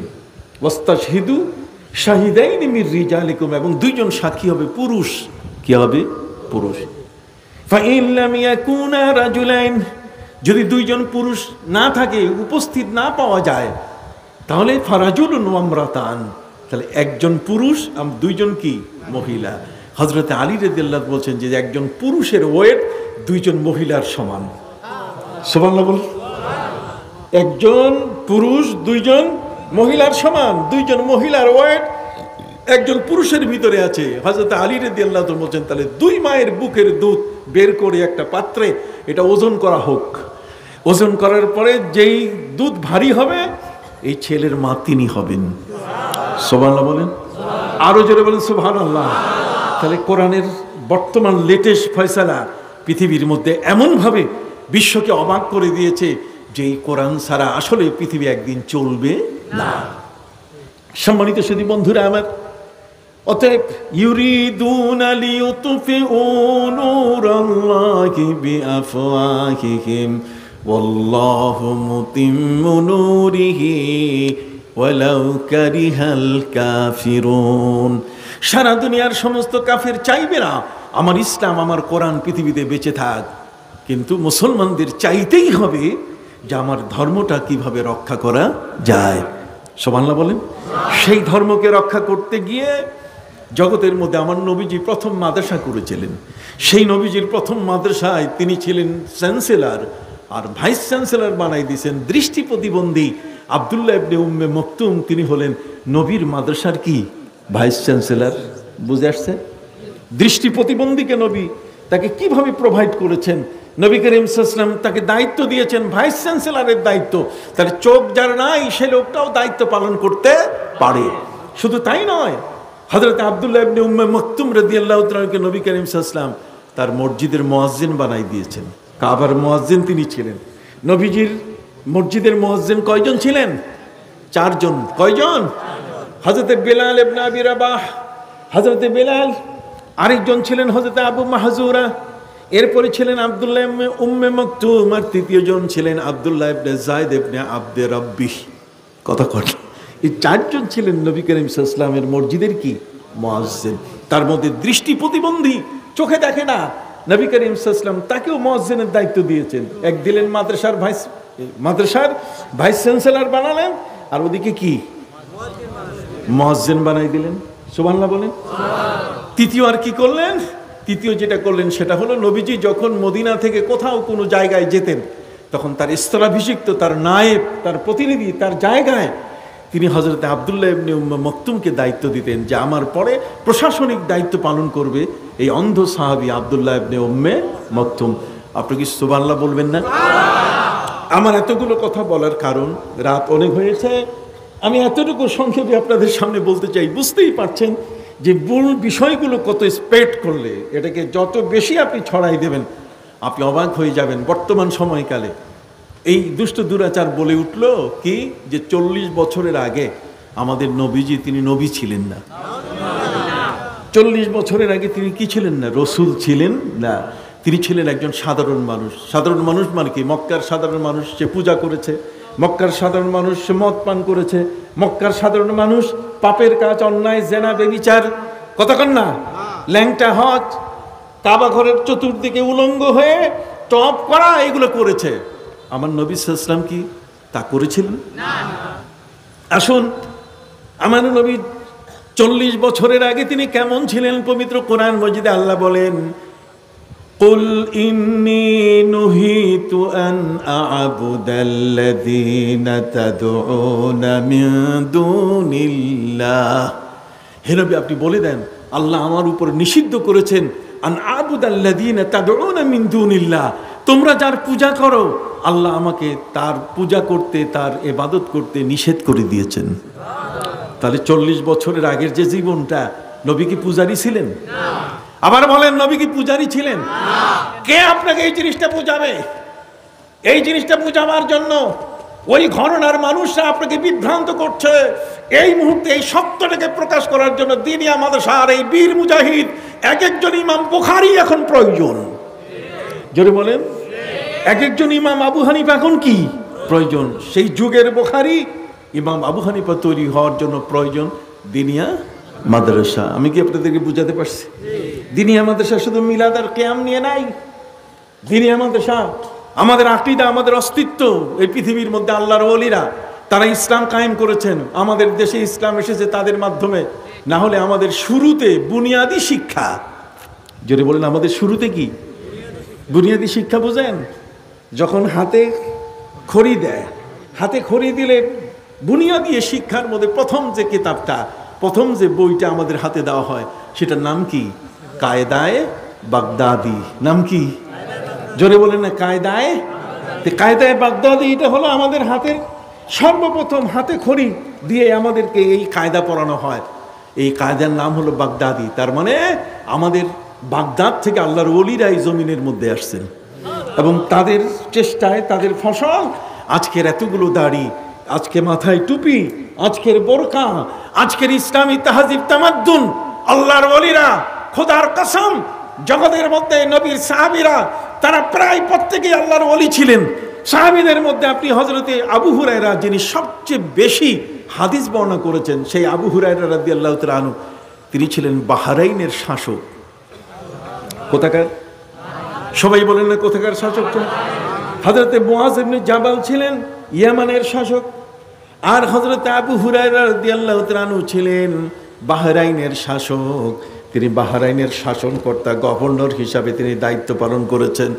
হযরতে আবু হুরায়রা রাদিয়াল্লাহু তাআলা আনহু দিনভর তিনি প্রশাসনিক কার্যক্রম পরিচালনা করতেন, তিনি দেশ চালাতেন দিনে, কথা কন। আর সন্ধ্যা হলে পরে তিনি লাকড়ির বোঝা মাথায় নিয়ে, হযরত আবু হুরায়রা রাদিয়াল্লাহু তাআলা আনহুর মতো একজন ব্যক্তি যিনি বাহরাইনের শাসক, দিনের বেলায় তিনি প্রশাসনের চেয়ারে বসে শাসন করতেন, আর সন্ধ্যাবেলায় মাথার মধ্যে লাকড়ির বোঝা নিয়ে মানুষের দুয়ারে দুয়ারে গিয়ে তিনি লাকড়ি বিক্রি করতেন। ওয়াজ মনে রাখবেন, ওয়াজটা ধরে রাখবেন। সম্মানিত সুধী, আমরা হযরত আবু হুরায়রার জীবনী থেকে কি শিখতে পাই? আসুন আবু হুরায়রাকে জিজ্ঞেস করলেই পাওয়া যাবে। হযরত আবু হুরায়রা রাদিয়াল্লাহু তাআলাকে জিজ্ঞেস করা হয়েছে, দিনের বেলায় আপনি রাষ্ট্র শাসন করেন, দেশ শাসন করেন, অঞ্চল শাসন করেন, গভর্নরের দায়িত্ব পালন করেন, আপনি একজন যোগ্য প্রশাসক, নবীজির সবচেয়ে বেশি হাদিসের বর্ণনাকারী আপনি। আবু হুরায়রা দেশের প্রশাসনের দায়িত্ব দিনের বেলায় পালন করার পরে রাতের বেলায় আপনি লাকড়ি বিক্রি করেন কেন? হযরত আবু হুরায়রা রাদিয়াল্লাহু তাআলা তিনি বলেন, রাতের বেলায় লাকড়ি বিক্রি করি কারণে দিনের সময়টা যখন আমি চেয়ারে বসে থাকি তখন মনে হয় আমার চেয়ার কে আছে, আমি হলাম রাষ্ট্রের শাসক। আমার এই নফস, আমার মনটার মধ্যে, আমার নফসের মধ্যে একটা অহংকার চলে আসে। এই অহংকারটাকে ধ্বংস করার জন্য সন্ধ্যাবেলায় এই নফসের মাথার উপরে লাকড়ির বোঝা দিয়ে আমি বিক্রি করা শুরু করি, যাতে এই নফসটা যেন তিরিং বিরিং করতে না পারে। সুবহানাল্লাহ বলেন। আমার নফসটা যেন তিরিং বিরিং করতে না পারে, সীমা লঙ্ঘন করতে না পারে। আপনি দেখেছেন হযরত আবু হুরায়রা রাদিয়াল্লাহু তাআলা কি সাধারণ ব্যক্তি? বাহরাইনের শাসক, দেশ শাসন করতেন, বাহরাইন শাসন করেছেন, আর রাতের বেলায় তিনি মাথায় লাকড়ি নিয়ে কি বিক্রি করছেন, কথা কন। তাহলে আমাদের ভিতরে এই মানসিকতা, নবীর প্রেম ভালোবাসা, এটা তৈরি করতে গেলে এই দিনিয়া ছাড়া আর বিকল্প এখন নাই। বাংলাদেশের মধ্যে অসংখ্য মাদ্রাসা আছে, প্রতিষ্ঠান আছে, কিন্তু আমি সারসিনা মাদ্রাসায় লেখাপড়া করা মানুষ, কথা কন না। আমি কিন্তু কওমি মাদ্রাসার লেখাপড়া করা মানুষ, আমি ইউনিভার্সিটি লেখাপড়া করা মানুষ, কিন্তু আমি যতটুকু দেখেছি এই উপমহাদেশ নয়, সারা পৃথিবীর শিক্ষার জগতে সারসিনা দরবার শরীফের যে শিক্ষা, সারসিনা দরবার শরীফের এই যে আমল আখলাক, যেটা এটা পৃথিবীর বিরল, পৃথিবীর কোথাও এত সুন্দর, এত চমৎকার জিকির আজকার থেকে সুন্নাহর উপরে এত চমৎকার আমল, পাগড়ি সহ, গায়ের পোশাক সহ, সর্বক্ষেত্রে এর চেয়ে সুন্দর আর জগতে আমি কোথাও দেখি নাই। আমি পরিষ্কার, এ ব্যাপারে আমার কোনো দ্বিতীয় কোনো মত নাই। আমি কি আপনাদেরকে বুঝাতে পারছি? সম্মানিত শুধু সেই দরবার, আপনি জানেন যখন সম্রাট আকবর দ্বীনে ইলাহি প্রচার করছিল, সেই দ্বীনে ইলাহি যদি আমাদের কাছে আসতো তাহলে তো আমরা সর্বনাশ হয়ে যেতাম। আমাদের সমাজের মধ্যে মদ দেদারসে আমরা পান করতাম, নিজের আপন বোনকে বিবাহ করা হতো, কথা কন। এই যে হারাম কতগুলো কাজ চালু হতো, সেই মুহূর্তে হযরতে মুজাদ্দিদে আলফে সানি রহমতুল্লাহ আলাইহির মতো ব্যক্তি তিনি এসেছিলেন। তার ভয়ে সম্রাট আকবরের দ্বীনে ইলাহি আর সামনে আগাতে পারে নাই, কথা কন। লক্ষণ সেরের সময় সেই ইখতিয়ারউদ্দিন মোহাম্মদ বখতিয়ার খিলজি ঠিক অনুরূপভাবে ওই গোবিন্দ রাজের সময় হযরতে শাহজালাল ইয়েমেনি, সুবহানাল্লাহ বলেন, ঠিক এমনি করে পরশুরাম বগুড়ার তার সময়কালে ইরানের বল্ক থেকে মাছের পিঠে সোয়ার হয়ে এসেছিলেন হযরতে শাহ সুলতান মাহমুদ বলখি রহমতুল্লাহি আলাইহি। ঠিক এমনি করে ওই রাজশাহীর বোয়ালিয়ায় যখন মুসলমানদের প্রতিদিন ধরে ধরে জবাই করে মুসলমানের রক্তকে দিয়ে হুলি খেলা হতো, সম্মানিত সুধী, এদের হুলি খেলা বন্ধ করে মুসলমানদেরকে রক্ষা করার জন্য, দ্বীনকে প্রতিষ্ঠিত করার জন্য ছুটে এসেছেন হযরতে বড় পীর আব্দুল কাদের জিলানীর দুই নাতি হযরতে শাহ মাকদুম এবং শাহ মিরান। শাহ মাকদুম রূপস রহমতুল্লাহ আলাই সেই রাজশাহীর পদ্মা নদীর পারে দরগা ঘাটে তিনি শুয়ে আছেন। যখন রাজশাহীর এই দরগা ঘাটের পাশে যখন এই মুহূর্তে এই পদ্মা নদীটার ভাঙ্গন শুরু হলো, পুরা রাজশাহীর শহরটা যখন বিলীন হয়ে যাওয়া শুরু করলো, তখন লোকগুলো ছুটে এসেছিল শাহ মাকদুম রূপস রহমতুল্লাহ আলাইহির কাছে। রূপস মানে মুখে ঢাকা, রূপস মানে মুখে পর্দা করে তিনি চলতেন। তার কাছে এসে রাজশাহীবাসীরা বলল, হুজুর এই পুরা রাজশাহী এখন বিলীন হয়ে যাচ্ছে পদ্মার গ্রাসে, অতএব পদ্মা গর্ভে বিলীন হয়ে যাবে, হুজুর আপনি একটু দোয়া করেন। কয় দাঁড়াও, দোয়া করব। তিনি ডাইন পায়ের খরম নিয়ে এরপর তিনি ছুঁড়ে মারলেন, রে পদ্মা থাম থাম। ছুঁড়ে মারার সাথে সাথে যে পর্যন্ত তার ওই পায়ের খরম গিয়ে পড়েছে, তার সামনে আর পদ্মা এখনো আগাইতে পারে নাই। সুবহানাল্লাহ বলো, এখনো আগাইতে কি পারে নাই। এই বাংলাদেশের তাহজিব তামাদ্দুন, এই বাংলাদেশের সেই শুক্রবারের ছুটি, কতক্ষণ না, এই বাংলাদেশের ওই সমস্ত মানুষগুলো যেগুলোর মাথায় টিকি ছিল, টুপি পরানো, পুলিশের হাফ প্যান্ট থেকে সেখানে তার ফুল প্যান্ট পরে নামাজের প্রস্তুতিকে সহজ করে দেওয়া। শুধু তাই নয়, দলিলগুলোর শুরুতে লিখিতং ওই তং মং লেখে, সংস্কৃতি ভাষার ইত্যাদি লেখে, সেখানে আল্লাহ রসুলের নাম ছিল না, পরম করুণাময় আল্লাহর নামে শুরু করছি। এই শর্ষিনা দরবারের মঞ্চ থেকে তা জারি হয়েছে। সুবহানাল্লাহ। তাহলে এই দিন প্রতিষ্ঠার জন্য দিনই আমাদের সাথে দরকার আছে কিনা? হাত উঁচু করে বলেন আছে কিনা? এই ধর্মটি এটা বেঁচে থাকবে, এই ধর্মকে বিলীন করার ক্ষমতা কারো নাই।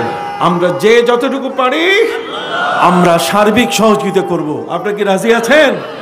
আপনি কি রাজি আছেন? অতএব আমার আলোচনা শেষ, আমার আলোচনা শেষ,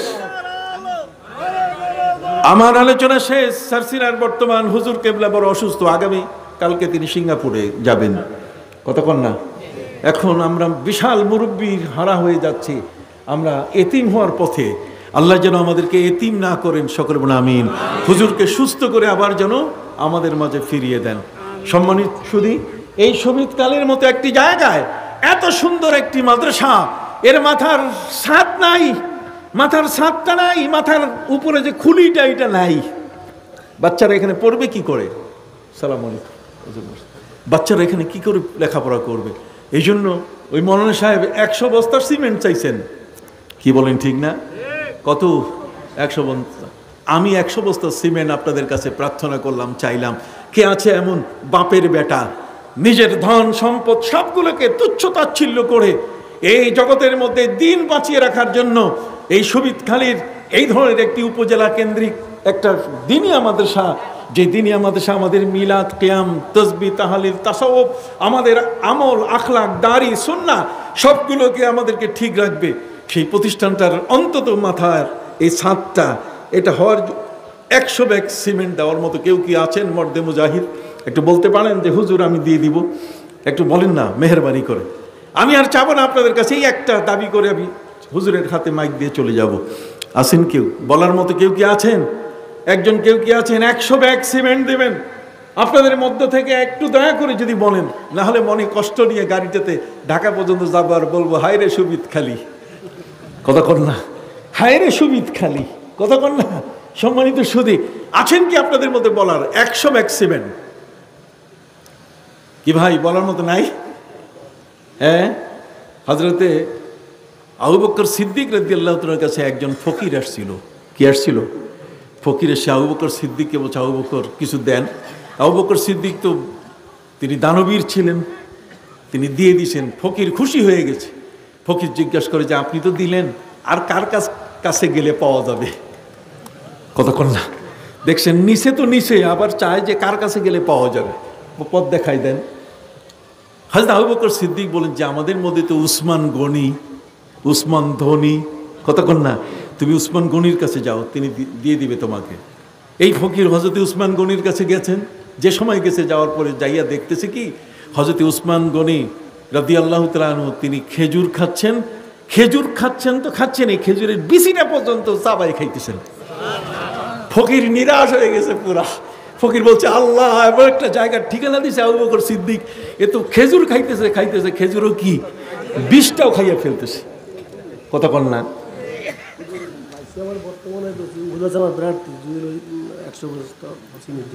মারহাবা, আরে জয় মারহাবা। কে উনি? একটু